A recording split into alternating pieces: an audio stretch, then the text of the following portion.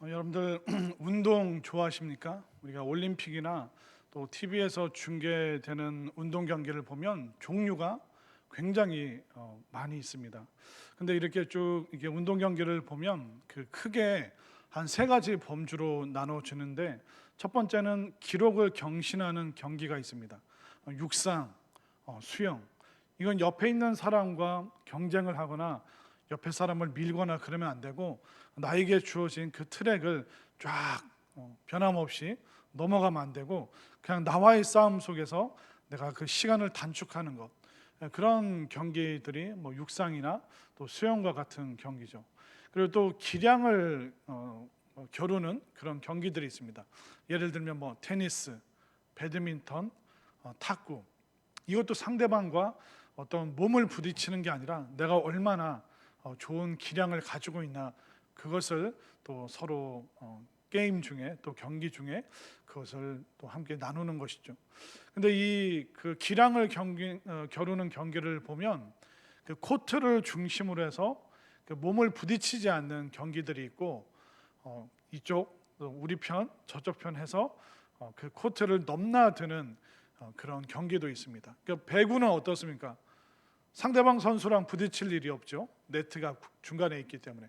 근데 똑같은 공을 다루는데 축구와 농구는 그 격렬한 몸싸움이 있습니다. 자신의 기량을 펼치기 위해서는 상대방을 속이는 그런 일도 해야 되고, 때로는 그 몸싸움, 태클, 또 그런 걸 이겨내야 되는, 자신의 그 기량을 최대한 발휘해야 되는 그런 경기들도 있습니다.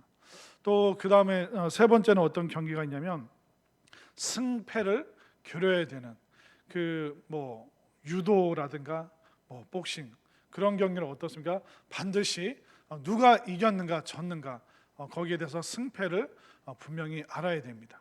그리고 이제 그 경기 중에 상대를 제압해서 완전히 한판승, 또 아니면 KO를 시켰다. 그러면 이제 게임에서 경기에서 내가 이기기도 하고 지기도 하는, 이처럼 운동 경기라는 것은 굉장히 다양한 종류가 있습니다. 왜 이 운동 얘기를 말씀드렸냐면, 바로 오늘 본문에 나오는 이 세 번째 교회가 버가모 교회인데, 이 버가모 교회가 영적 전쟁의 중심지에서 그 사탄의 그 세력과 난타전을 벌여야 되는 엄청나게 무서운, 그러니까 영적인 기량도 겨루어야 되고, 또 어떤 영적인 승패, 정말 구원 받았는가 못 받았는가, 여기에 대한 분명한 입장을 정리해야 되는 그 상황 가운데 놓여 있었던 교회가 버가모 교회입니다. 어떻게 보면 굉장히 힘들고 오늘날 우리가 겪고 있는 것과 굉장히 유사한 모습이 많은 것이 바로 버가모 교회입니다. 자, 그러면 이 교회를 향해서 예수님께서 뭐라고 말씀하시는지 한번 살펴보도록 하겠습니다. 자, 12절 말씀. 버가모 교회 사자에게 편지하라. 좌우에 날선 검을 가지시니가 이르시되. 그러니까 예수님께서 버가모 교회를 향해서 나아가실 때는 좌우에 날선 검을 가지고 나아가신다, 이렇게 말씀하고 있습니다. 그러니까 굉장히 어떻게 보면 비장한 느낌이 들고, 이 버가모 교회를 향해서는 예수님께서 굉장히 무겁고 때로는 무섭기도 하고 강도 높은 그런 이야기를 오늘 버가모 교회에 해주시겠구나, 그것을 우리가 대본에 알 수가 있습니다. 자, 그 버가모 교회가 얼마나 치열한 그 영적 전쟁 중에 있었는지 한번 살펴볼까요? 자, 13절 말씀. 내가 어디에 사는지를 내가 아노니 거기는 사탄의 권좌가 있는 데라. 그러니까 버가모라는 지역이 예사 지역이 아니라는 겁니다. 이 버가모는 지금의 그 터키의 약간 북쪽에 위치하고 있는데, 그 로마가 지배할 당시에 그 터키, 그 당시에는 이제 소아시아 지역이라고 얘기를 했는데, 이 소아시아 지역의 행정 수도의 역할을 했던 곳이 버가모입니다. 그렇기 때문에 굉장히 그 정치적으로 또 학문적으로 굉장히 발달한 도시였을 뿐만 아니라, 이 정치와 또 경제, 문화, 또 그 주변에는 뭐가 있었냐면 여러 가지 우상 숭배가 있었습니다. 굉장히 큰 그 로마 황제 숭배를 하는 신전이 있었고, 또 저쪽 반대편에는 이집트의 이시스 여신이라고 해서 그 이 이시스 여신이 어떤 다산을 상징하는 그런 여신이었는데 그 신전이 또한 있었습니다. 한번 생각을 해보십시오. 이쪽에는 지금 현재 그 세계를 지배하고 있는 로마 황제의 신전이 버젓이 있고 살아있는 황제의 신전이 있고, 또 이쪽에는 이집트에서 수입한 어마어마한 그 신전이 또한 이시스라는 여신의 신전, 이 두 개가 지금 같이 공존하고 있습니다. 그러니까 이런 상황 속에서 버가모 교회가 교회로서 존재하기 위해서 얼마나 힘들고 어렵고 고생스러웠을까. 그러니까 오죽하면 예수님께서 버가모 교회, 너희들이 있는 그곳은 사탄의 권좌, 사탄이 엄청난 권세로 앉아있는 그 무시무시한 곳에 너희가 있구나. 그렇게 되면 예수님께서 좌우에 날선 검과 같이 굉장히 비장한 어조로 지금 어렵고 힘든 상황 가운데 있는 이 버가모 교회를 향해서 말씀하고 계시는 것입니다. 이렇게 영적인 치열한 싸움 중에 또 누군가는 피를 흘리는 그런 일들이 생겨나게 되었습니다. 자, 13절 말씀을 다시 한번 볼까요? 내가 어디에 사는지를 내가 아노니 거기는 사탄의 권좌가 있는 데라. 내가 내 이름을 굳게 잡아서 내 충성된 증인 안디바가 너희 가운데 곧 사탄이 사는 곳에서 죽임을 당할 때에도.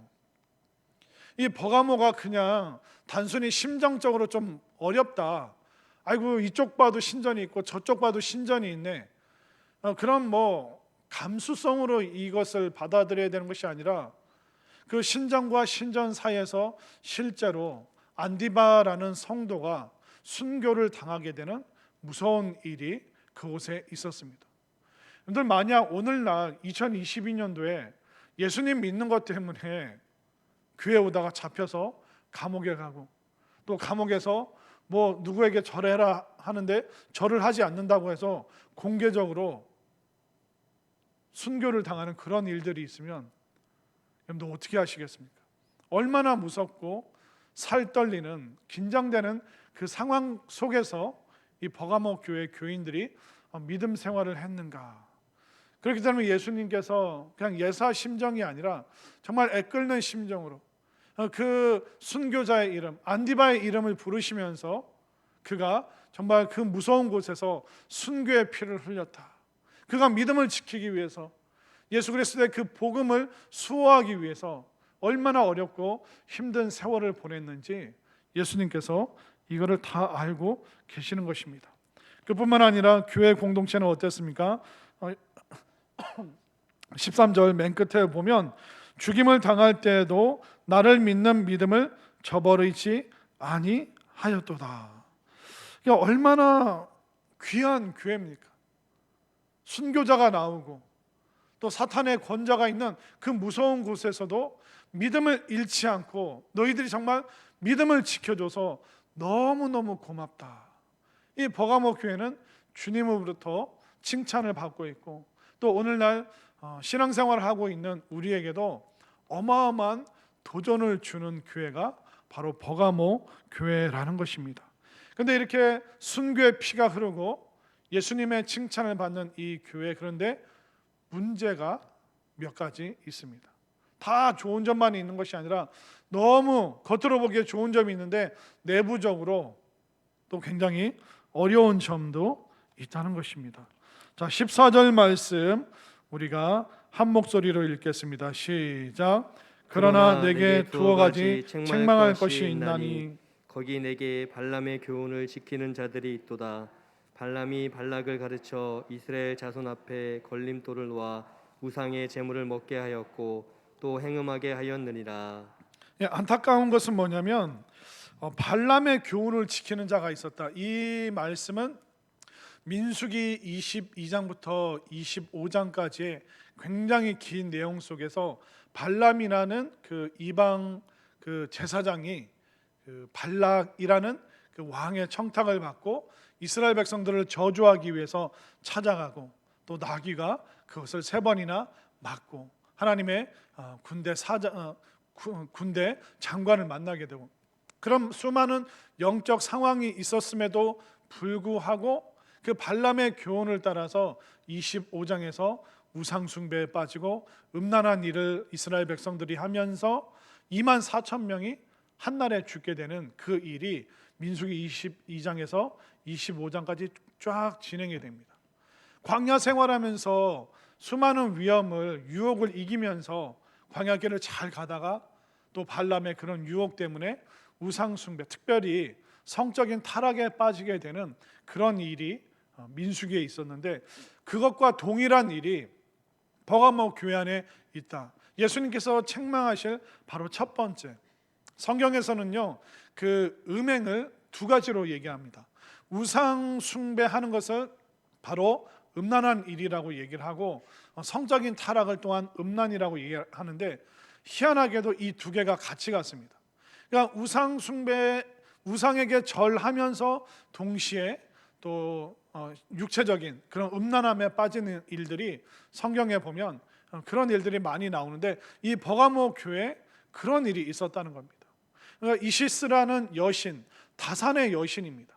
그러니까 아이를 많이 낳는 그 축복을 받기 위해서 그 신전에서 음란한 일들이 있었는데, 버가모 교회 교인들 중에 그런 일에 참여하는 사람들, 또 일상생활 속에서 음란한 성적인 타락을 보이는 그런 성도들이 있었기 때문에 예수님께서 날선 검을 드시고 지금 버가모 교회 교인들을 향해서 무서운 심판의 이야기를 하고 계시는 것입니다. 우리가 신앙생활 하면서 어떻게 보면 외부적인 압박보다도 오염된 문화, 이게 올바른가? 이건 잘못된 건가? 이게 구분이 안 될 때가 있습니다. 과연 이것이 누구를 위한 것인가? 헷갈릴 때가 많습니다. 그냥 나를 위해서 뭐 다 좋으면 좋은 거지 뭐, 그렇게 생각을 해버리게 되면 우리는 오염된 문화를 그냥 받아들이면서 아무 문제도 없다는 양 우리는 생활할 수도 있습니다. 하나님께서 우리가 죄를 범했을 때요 당장 번개를 내리시고 우리를 당장 혼내시지 않습니다. 그러다 보면 사람들이 착각하는 게 뭐냐면, 죄 져도 하나님이 손 안 대시네, 그러면 이 정도는 허용해 주시는 거 아닌가? 이 정도는 괜찮은 거 아닌가? 아니 지금 1년째, 5년째, 10년째 아무 문제가 없어, 들키지도 않았고 교회에서 교역자들이 이 문제에 대해서 모르는 것 같고 지적도 안 하고, 그러면 괜찮은 거 아닌가? 그러니까 우리가 시간 속에서 오해를 해버리는 거예요. 하나님께서는 우리가 돌아오고 회복하고 회개하기를 기다리시고 계시죠. 그러나 그 기다림의 시간이 끝나게 되면 무서운 심판이 있습니다. 이스라엘 백성들이 광야 여정을 할 때, 그 삶을 살아갈 때 하나님께서 늘 바로바로 심판하신 것이 아니라 기다리고 모세를 통해서 또 말씀하시고 또 말씀하시고, 그러다가 어떤 일정 기간이 끝나면 무서운 심판이 임하는 것을 보게 됩니다.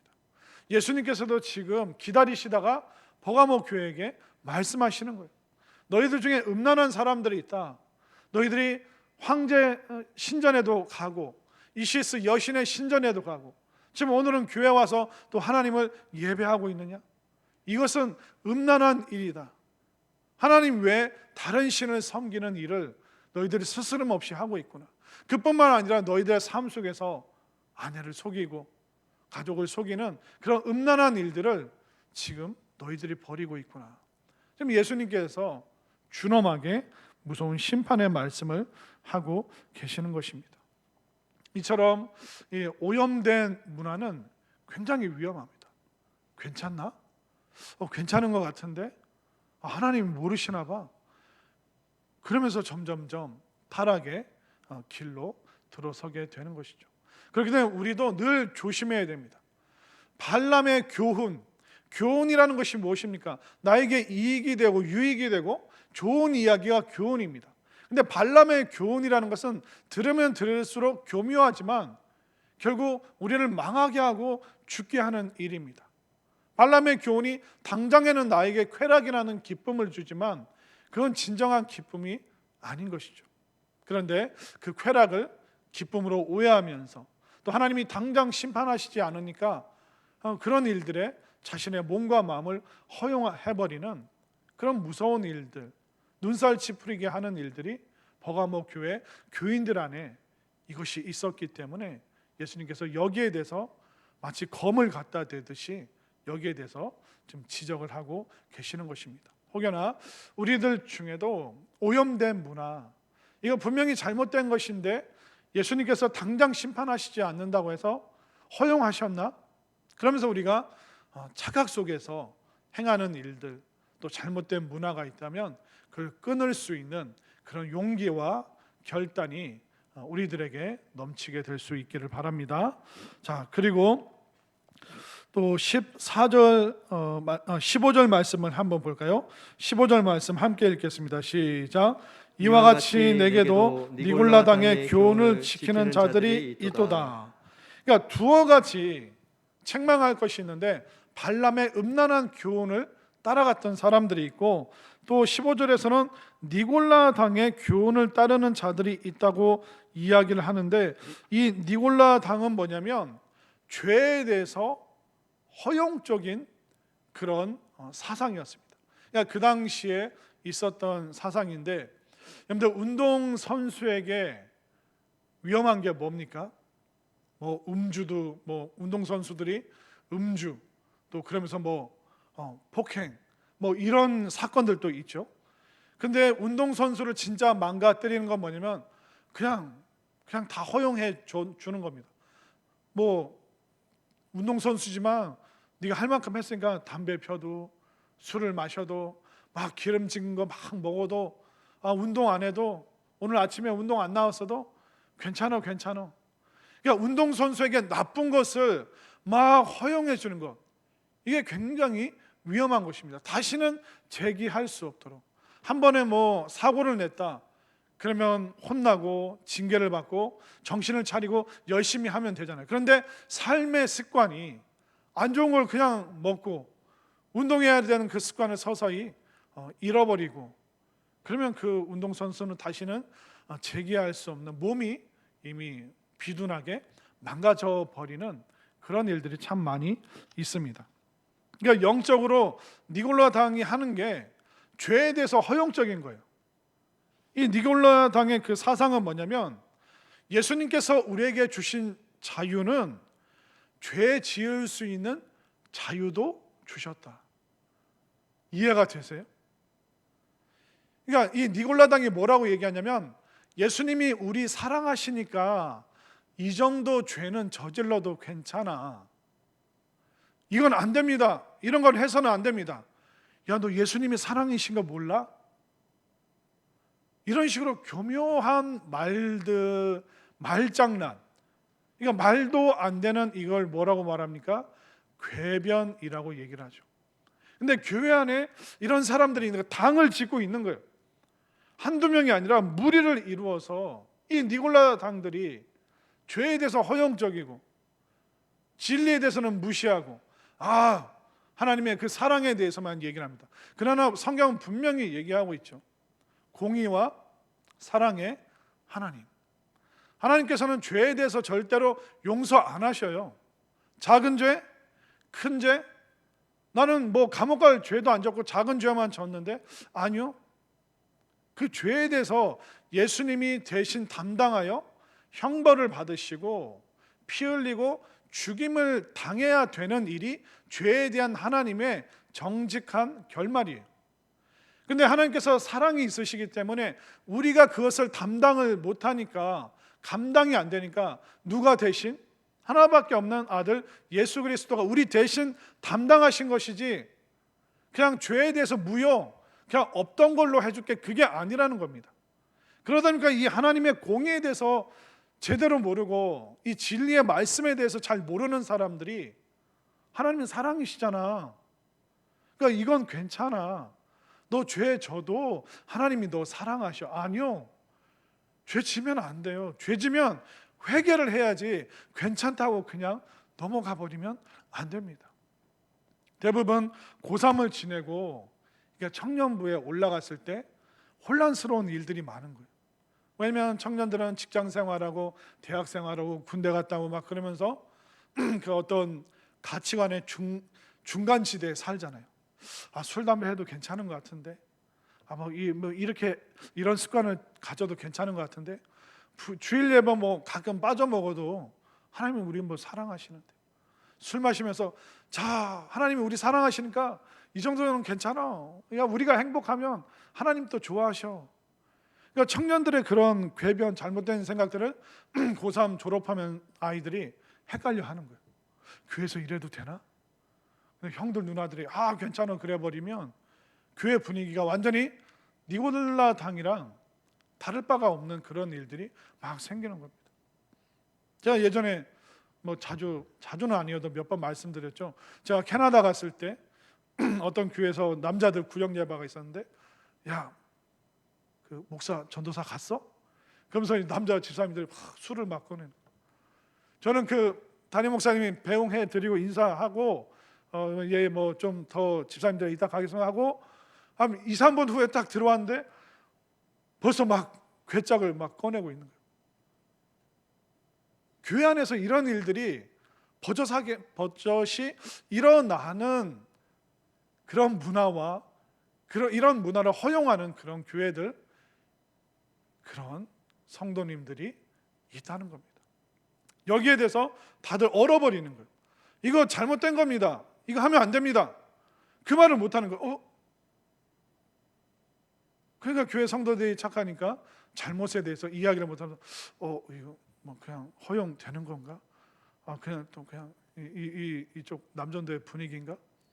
그래서 아무도 말을 못하고 그냥 그 순간들이 지나가 버리게 되는 거죠. 그러면 기회를 놓치는 거예요. 이것을 교정하고 혼내고 혼나고 돌이키고 반성하고 깨끗해질 기회를 놓쳐버리게 됩니다. 우리가 하얀 옷을 입었을 때 검은 게 좀 튀면 대번에 그거 막 지우려고 합니다. 근데 검은 게 계속 앞뒤로 다 묻으면 어떻게 합니까? 그냥 자포자기 해버리는 거예요. 에이 더러워졌네. 내 인생 그러지 그렇게 돼버리는 겁니다. 교회 안에서도 이런 일들이 과거에도 지금도 여전히 일어나고 있음을 성경은 우리의 본성에 빗대어서 정확하게 말씀해주고 있는 것이죠. 어떻게 보면 이런 죄에 대해서 허용적인 태도를 갖고 있는 것이 이단들 중에 누가 있냐면 박옥수. 잘못 말하면 또 잡혀갈 수 있으니까 구원파, 또 기쁜 소식 선교회 많이 보시죠? 그 사람들이 그러는 거야. 네가 죄 짓는 건 네 안에 있는 죄성이 죄 짓는 거다. 근데 이미 예수님께서 우리의 죄를 위해서 돌아가셨기 때문에 더 이상 네가 죄 짓는 게 아니라 네 속에 있는 죄성이 죄 짓는 거야. 그러니까 자유해. 괜찮아. 네가 구원받은 그날 몇 월 며칠인지만 알면 돼.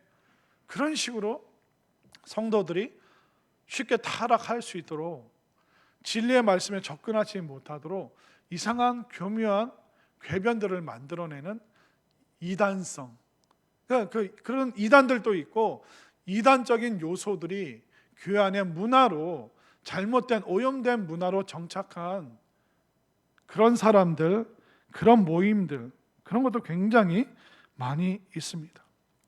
결국 뭡니까? 사랑의 이름으로 진리를 희생시키는 거예요. 사랑의 이름으로 그냥 죄를 받아들이는 거예요.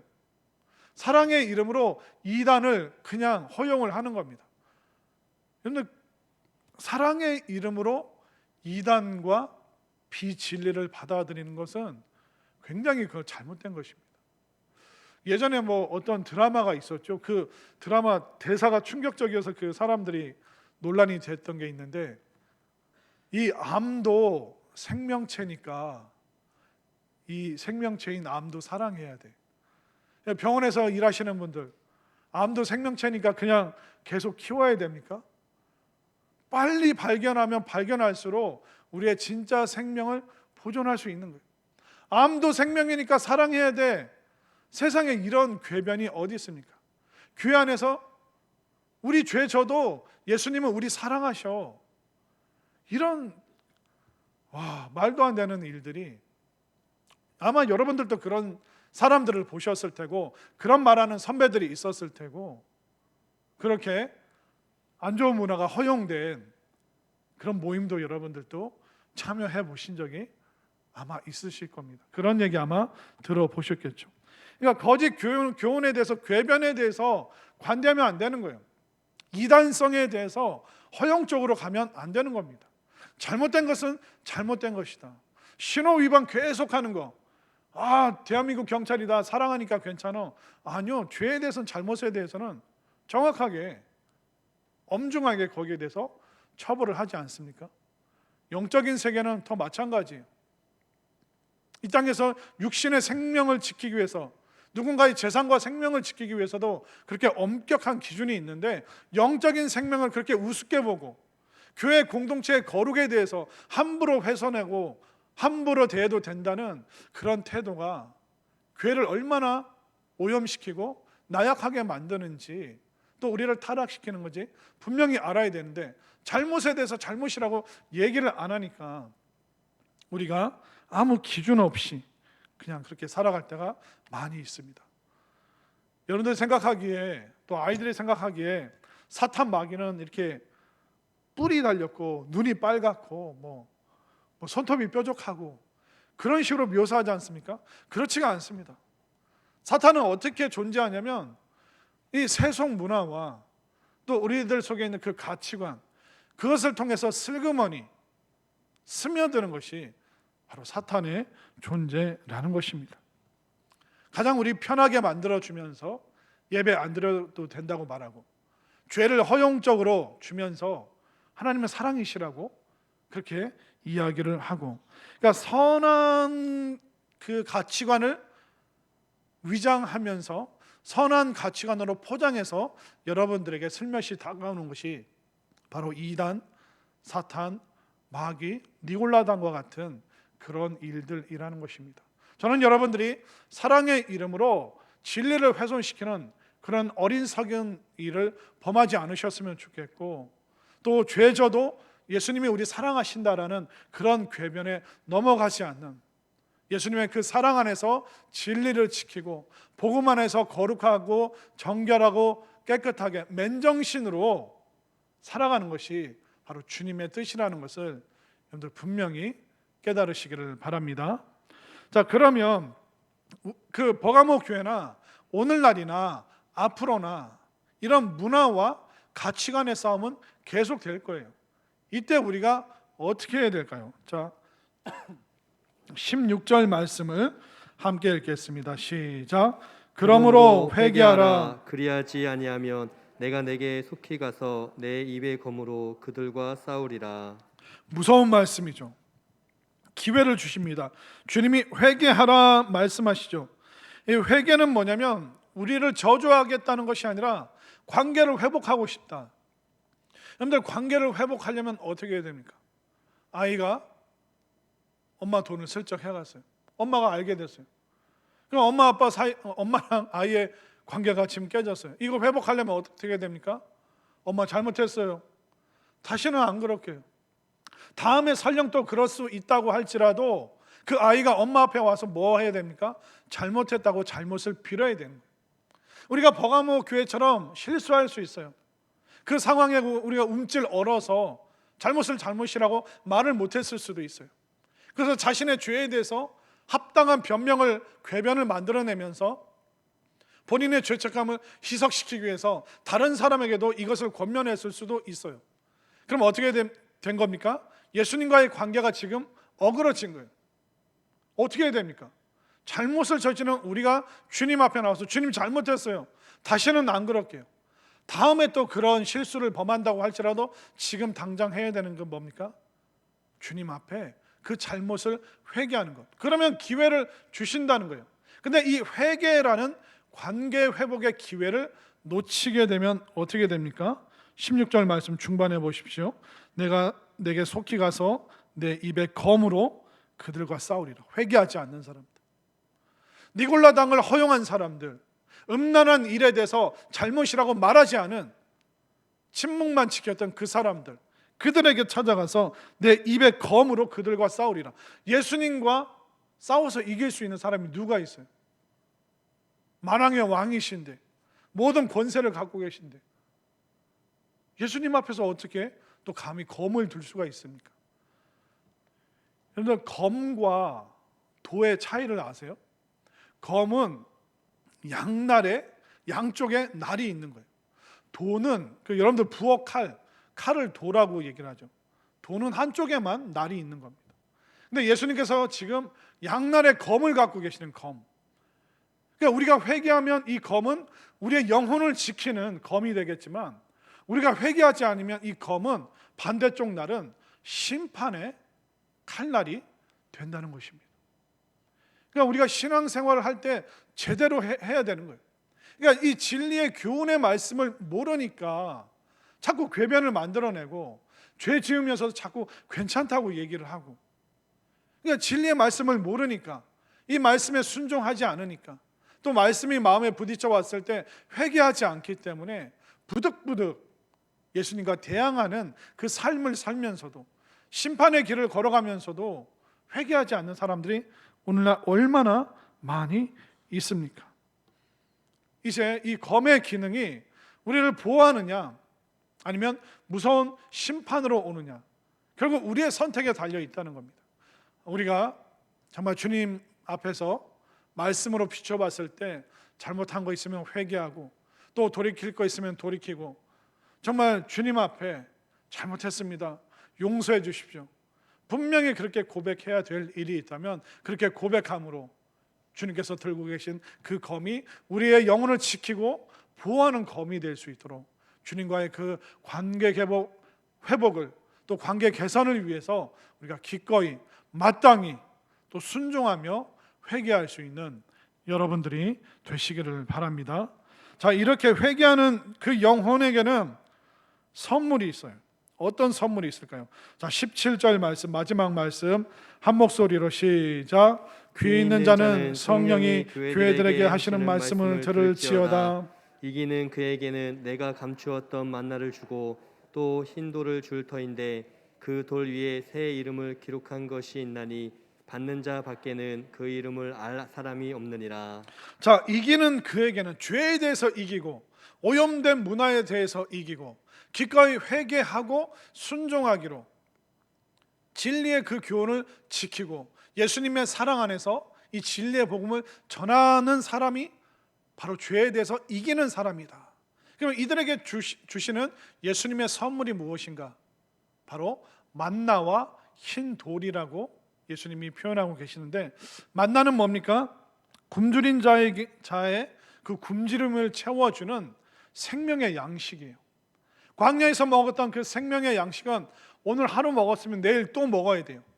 그러나 예수님께서 이제 하늘의 만나가 되셔서 우리에게 양식으로, 예수님을 마치 우리가 음식을 먹어 생명을 유지하듯이 예수님을 믿음으로 말미암아 그 믿음의 생명이 우리에게 영원한 생명이 되는, 그렇기 때문에 이 예수님의 생명은 우리에게 영원한 만족과 또 굶주림을 주지 않는 그 생명의 은혜. 근데 그 생명은 한시적인 것이 아니라 영원한 것, 일시적인 것이 아니라 영원토록 변함없는 그 생명. 왜냐하면 믿음으로 반응했기 때문에, 또 예수님을 믿는 믿음을 지켰기 때문에 믿음을 지킨 자에게 주시는 것이 무엇입니까? 바로 그에게 만나, 영원한 생명, 그 천국의 그 생명을 그에게 허락한다. 이렇게 예수님께서 말씀하고 계십니다. 그리고 두 번째는 흰 돌이라는 표현이 있죠.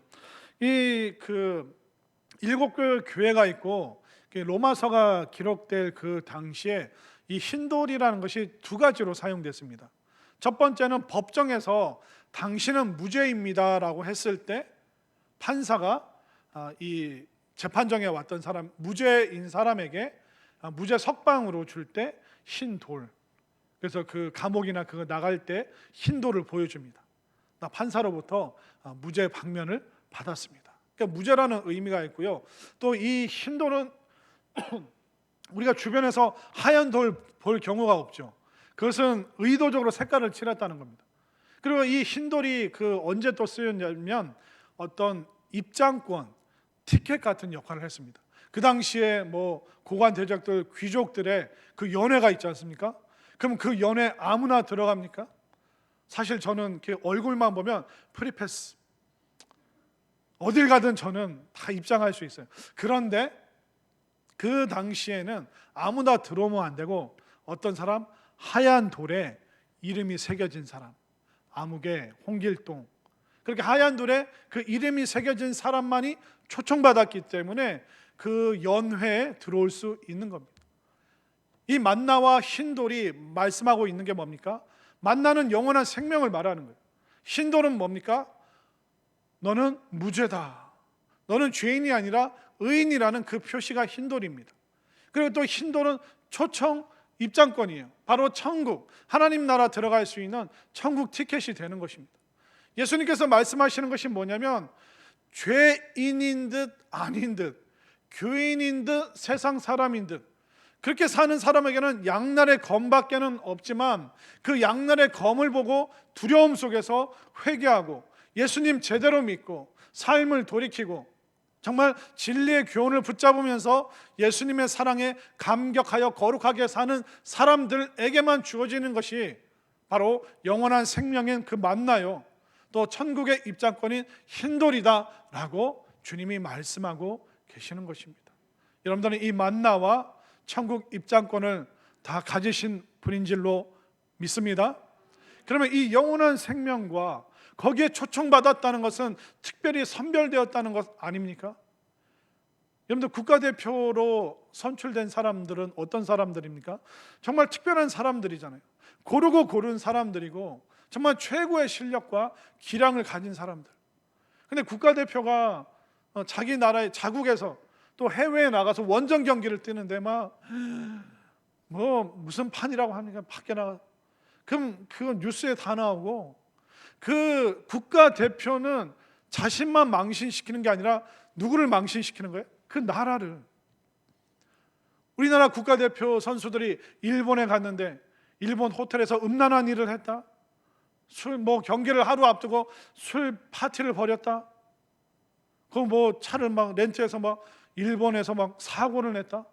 그러면 그 사람만 혼납니까? 아니면 우리나라가 욕을 먹습니까? 그 국가대표는 그 나라를 대표해서 그 나라에 간 거예요. 근데 거기서 엉뚱한 짓을 해버리면 이 사람을 보낸 그 나라 전체가 욕을 먹잖아요.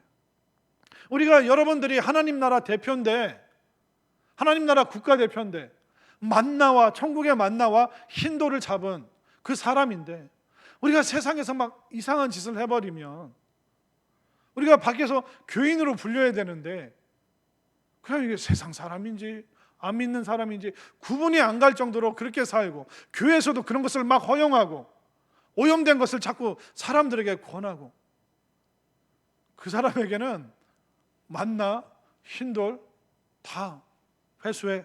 국가대표 그 자격 상실, 그 사람에게는 검밖에 보일 것이 없다는 것이죠. 이 주님의 이 준엄한 말씀에 대해서 우리가 잘 한번 생각을 해봐야 됩니다. 과연 지금 내가 이렇게 말하고 이렇게 행동하는데 이 주님이 기뻐하실까? 여러분들 마음속에 거리낌이 있다면 빨리 잘못된 습관, 행동들 멈추시기를 바랍니다. 그런 용기가 있게 되기를 바랍니다. 쾌락으로 얻는 즐거움이 아니라 주님께서 주시는 정말 그 신선한, 상쾌한, 모든 사람들이 기뻐할 수 있는 그 기쁨이 여러분들 속에 가득할 수 있게 되기를 바랍니다. 이것은 우리가 감정적으로 얻을 수 있는 게 아니에요. 진리의 교훈을 배우고 이 진리의 교훈을 통해서 내가 회개하고 또 기꺼이 내가 하나님 나라 국가대표로서 정말 멋있게, 남들이 보던 안 보던 내가 하나님 나라 국가대표 선수처럼 그렇게 내가 멋있게 살아가겠다, 이렇게 결단하는 사람들에게 오늘 이 시간 천국의 만나, 정말 우리들 속에 영원한 생명의 만족감이 넘치고 또 여러분들 한 사람 한 사람이 천국의 그 입장권인 그 은혜의 흰돌을 부여잡고 정말 국가대표 선수로서 내가 이런 사람이라는 그 신분을 드러내면서 가족들과 또 친지들과 이웃 모든 사람들에게 칭찬받고 인정받고 존경받는 진리의 사람으로 살아갈 수 있게 되기를 간절히 소망합니다.